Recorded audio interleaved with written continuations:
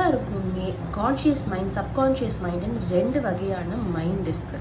Conscious mind அப்படிங்கிறது பார்த்தீங்கன்னா நம்ம எப்போவுமே அவேக்கண்ட் ஸ்டேட்டில் இருக்கோம் இல்லைங்களா.